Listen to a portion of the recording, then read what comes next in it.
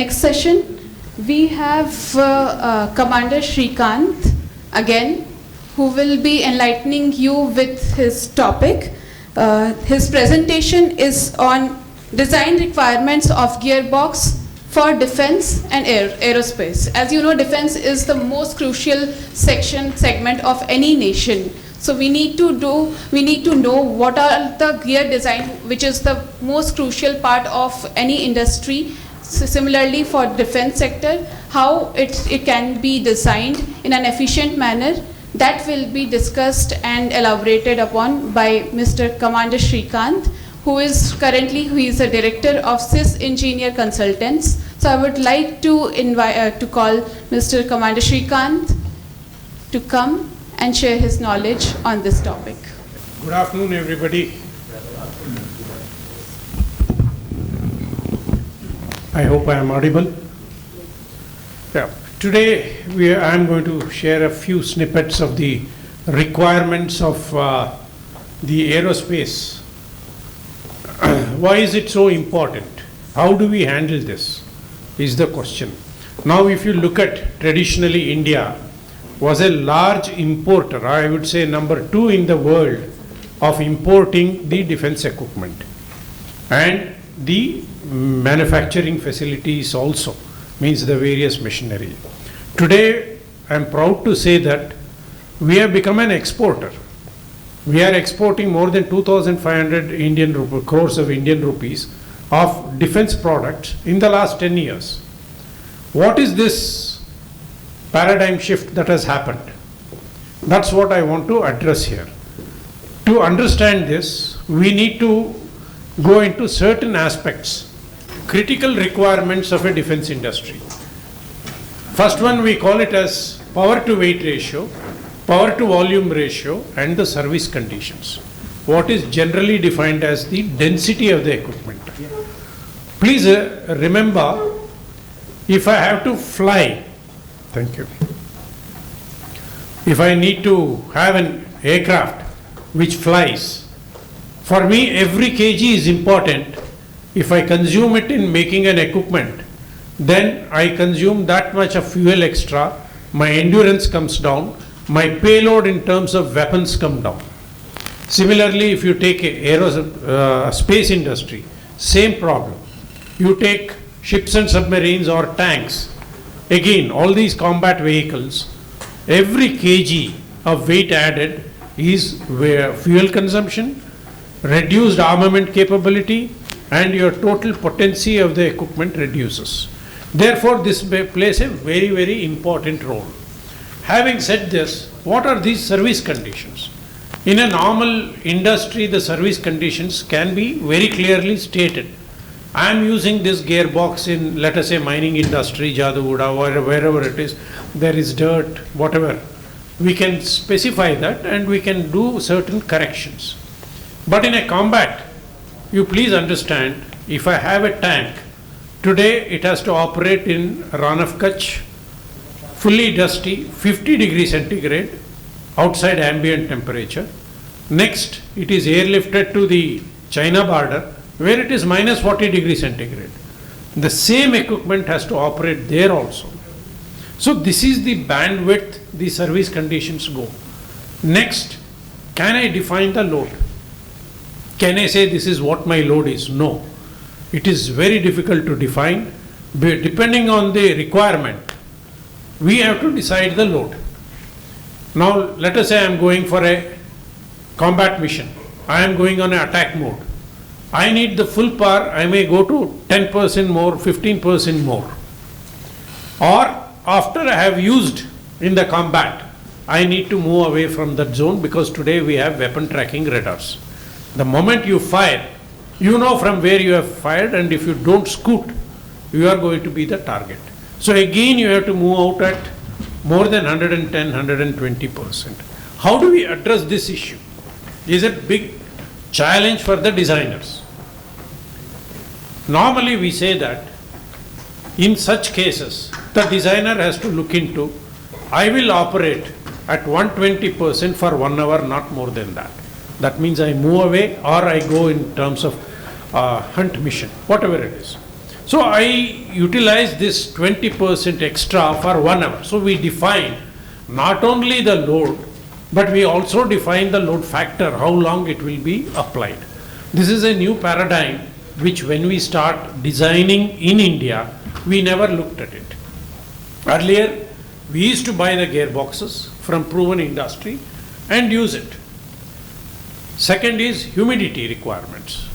We have, let us say we are operating in Mizoram or somewhere, it's about 95% relative humidity. You go to the western areas, it is going to be 30 to 40% humidity. So there's again a wide variation of humidity which needs to be done. We have all types of requirements: dusty, windy, snow, fog, rain. All this, the combat vehicle and the equipment which is fitted has to withstand. Therefore, when we have to do this, how do we address this?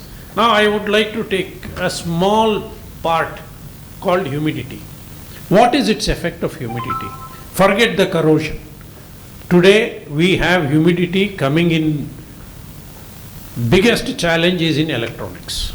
We have electronics everywhere. So a small increase in humidity will lead to corrosion. The contacts don't work. Fungal growth will be a big challenge.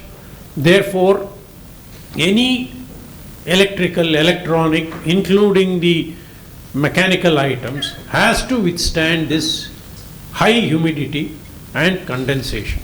Humidity is associated with condensation. So both has to be addressed. Next is varying altitude. As I said, an equipment may be at the sea level where we have 1 bar atmospheric pressure. I go up to the Siachen glacier where I am in a rarefied atmosphere. There also my cooling, everything has to be met. Therefore, my design has to take care of that. And my flash points, oil parameters completely change. So that also needs to be taken care. In addition to this, there is one extra requirement which comes in any defense machinery. Two things. One, I have to transport the machine or the equipment that I have manufactured. Let us say I have manufactured in Pune. This has to travel to, let us say, Ran of Kutch. There are no roads. It has to withstand the vagaries of no roads translation of the equipment to reach that place, or it may be a heights. So that is one portion which has to do what we call as the transit requirements. Now when you talk of transit requirements, there is a lot of loads that come on. You might create it and take it. Like Mr. Soundarajan the other day was telling me, he got a item from somewhere. He found the columns are broken. Fundamental problem was in packing and forwarding. So this packing and forwarding becomes a very big issue when you look at the military requirement. Second, I cannot have an equipment out of service. So I need to have spares. Where do I store the spares? It has to be at the field area. I cannot say my tank has broken down. Therefore, I bring it from, let us say, Pune or any other place, or Avdi, whatever it is. What is the transit time? Will the enemy be waiting for you to fix it? No. Therefore, the war spares, whatever are there, have to be available. We have to store it in that atmosphere in those conditions. So we have a double-edged sword here. One, I have to take it all the way from, say, Ahmednagar I have manufactured, right up to that front area. Then I have to store it there. This is a challenge. Therefore, in my design, I have to look at transportation problems. I have to also look at the storage problems. That means what is the new challenge for the designer? I am leaving out the gear element design per se. I am not considering that. That Mahendran and Mr. Soundarajan, all experts are there. I am just giving you the operating parameters which are going to hit an equipment. So these are the certain things. When you look at an aircraft or a ship, Now it is not a simple journey, voyage. You have in the aircraft banking, what we call as a roll, pitching, yawing, all these things are there. An aircraft which takes off, let us say a fighter aircraft, you see 8G, 10G, 12G, because people wear G suits and take off, almost vertical takeoff. And vertical, they come down, pull back, land. All these things have to happen. Similarly in a ship, never you will see a calm sea. You can have very rough seas.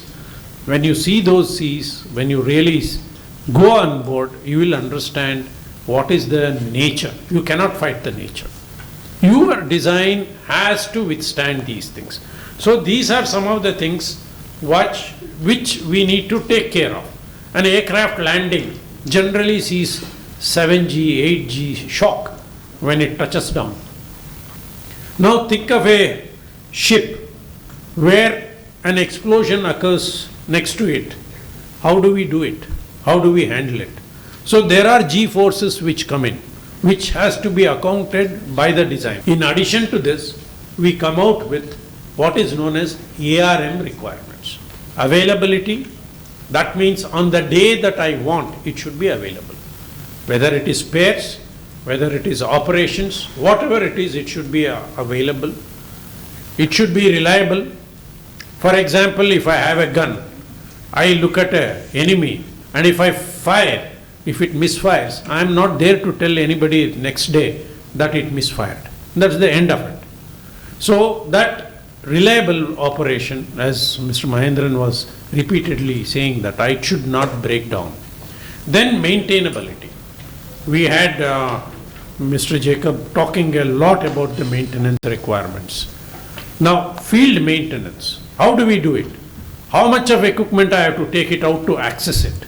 Can I do the first line maintenance, second line maintenance with least removal of the equipment? Because we have said earlier in the previous slide, it has to be very dense.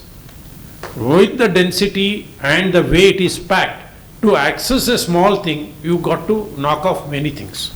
So this cannot compromise the maintainability. So minimum space we have to provide, accessibility there for its maintainability. All these are contradicting requirements. So as a designer, apart from designing the gears, these installation, operation requirements, what we call as the environmental conditions, have to be met in a gearbox design for aviation, then space and defense technology in general. So how do we handle all this? When you look at a defense thing, normally we say two methods. A proven product, ab initio design. What is a proven product? This has gone through all the vagaries. Therefore, this is not broken down. This is how it operates, and these are the conditions. I have got that going.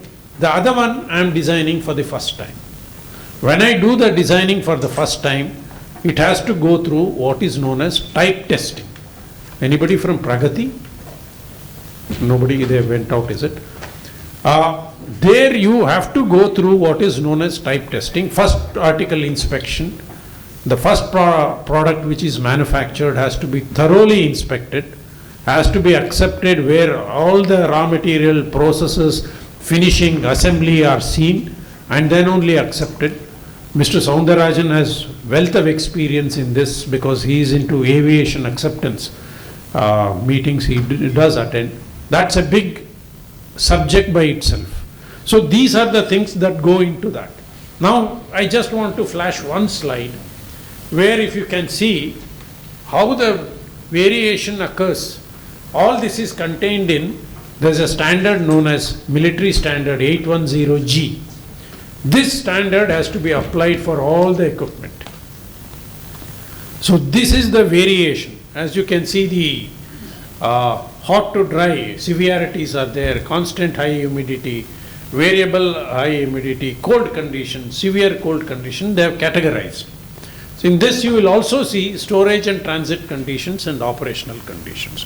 So as a designer, when you are doing the design, you need to take care of all these additional things apart from the gear element design. Today my whole emphasis is not just the gear element design, but these extraneous design requirements which overbear on the main gear element design. This is over the world map. They have said what countries, if you are operating, what are the various challenges that you will come across in terms of the environment is what they have given.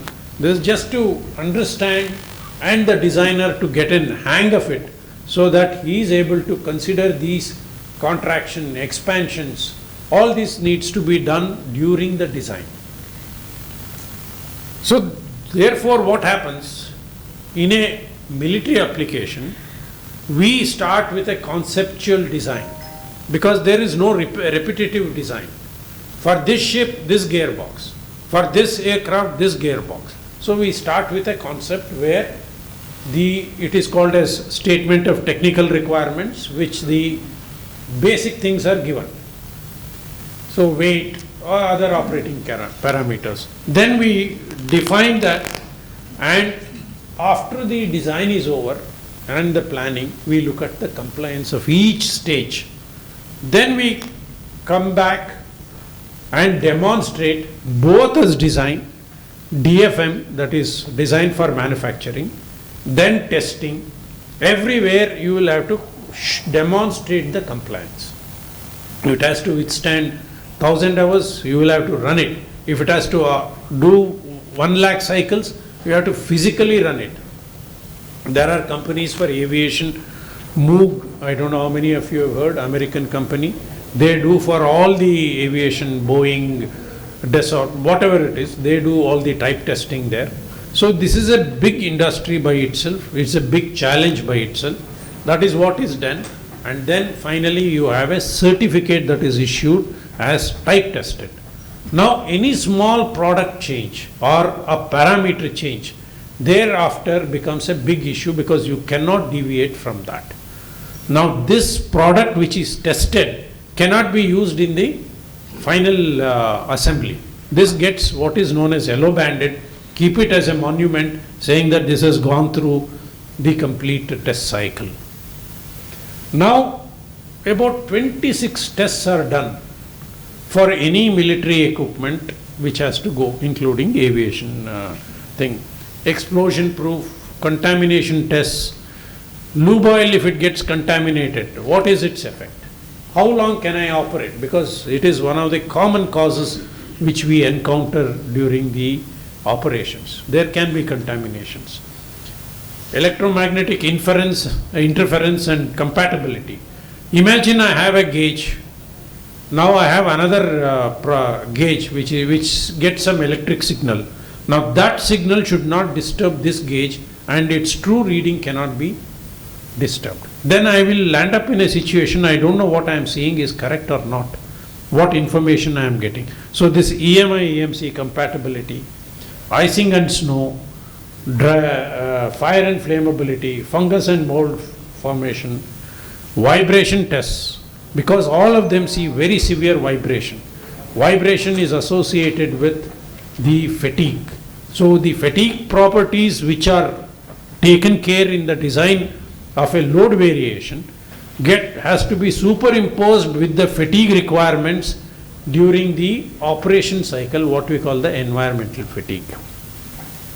Thermal cycling we have talked of, fluid susceptibility. Now I just want to give you a small example here. You have a gearbox. Now imagine that it is in a warship. There is a hit. When there is a hit, the water flooding takes place. So this gearbox can get submerged, but then you can't say my gearbox is submerged. Now there is water contamination, therefore my gearbox is non-operational. No. Then all the 60 to 90 or 100 people are dead. Therefore we have to plan for how much of contamination, how much life will be left with what type of contamination. Studies are carried out. I am just showing you one picture of an aircraft where it lands on a strip which is not a runway. It is a forward area where it is made to land. You would have heard very recently Daulat Beg Oldie had no such thing. Similarly, in 1948, when Pakistan Razaikars attacked, there were no airstrips. People landed there in that too Dakotas. Now we had couple of people who were evacuated in various things where no other country went. It was only India which went and evacuated, irrespective of which nationality. Yemen, you take anywhere, India has gone and evacuated. So in those places you land. In the recent one, they landed in Ukraine without lights, without even the pilots were not even familiar with the terrain. They landed, they evacuated without cutting off engine, took the people and they took off before the enemy could realize. They came back. So these are certain places where the dust will get into the engine and will play havoc. I have been a witness to this. We landed in one of the aircrafts on a sea coast, took off. We were evacuating people, our own military people. The moment we took off, a red light came, I couldn't make out. I was also sitting behind the pilot. They both kept looking at each other, then we landed in another base. What had happened was the filters got choked, the lube oil filter. The fine dust particles came in. Luckily, everybody is trained to handle these emergencies. They cleaned up, they flushed through, and we continued our journey. So these are certain problems that you have. Now in a ship, you imagine, very close to you, you have a blast. The blast may hit you or may hit very close to you. That blast gives you something like very high G forces of 70 G, 80 G. Now this equipment has to withstand this 80 G force. So this is tested where the equipment is put on a barge, detonators are rigged, and you blast it and see that the equipment still survives and is operational. This is one photograph where you can see a ship is kept very close to the explosion site. This is one of our own ships. It's called the patrol ship, which was taken for testing. So it's blasted. Next to that, you keep a ammunition, blast it. See how the whole ship behaves. Which are the equipment which has failed? It can be a pipeline which cracks. Bulbs anyway fuse out. That's okay. But other things. So all these are tested physically as part of. Now what has happened, as Mr. Mahendran said, we have got lot of simulation tools. We don't have to resort to this. Any weight of an equipment above 2000 kg is not put to this. They are only done with simulation, and those results are accepted. Now what do I see? Let us say a gearbox. I will restrict myself to the gearbox. I have a bearing, I have a shaft. Under shock, what happens? The clearance reduces because of the different inertia. The body bends in a different manner, the shaft bends in a different manner. Inertias are separate. Therefore, there is every chance that the shaft touches the bearing, and that's the end of the gearbox. It just ceases. So when we do the simulation, we check, is the oil clearance given adequate in a bearing to withstand this shock? And how does the bearing carriers, or how much it will deflect? Because if bearing carriers cannot take this shock, it will deflect. Then also there is a seizure of the gearbox. So like this, there are many studies which go into. The other aspect which Mr. Mahendran had touched was on the noise, vibration and harshness, which Mr. Soundarajan also spoke. Why should we worry about noise, vibration and harshness? Look at now a ship which is at sea. It's impossible to detect a submarine. It's very difficult. Now the ship makes hell of a noise. Propellers, you are pumping something like 10 megawatts, 20 megawatts. They churn and they make noise. Your engines make noise. Now a submarine just sitting on the ocean bed can hear everything without any means. All they have to do is align themselves and fire the torpedo. Finished. Therefore, today the requirement is any equipment which we make should not transmit the noise. So, structure-borne noise has to be controlled.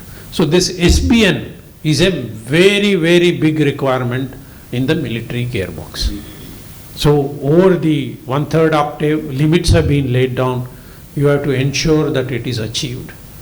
And the design of the foundation also has to be designed to meet this requirement. These are all beyond the normal gear design which I am talking of.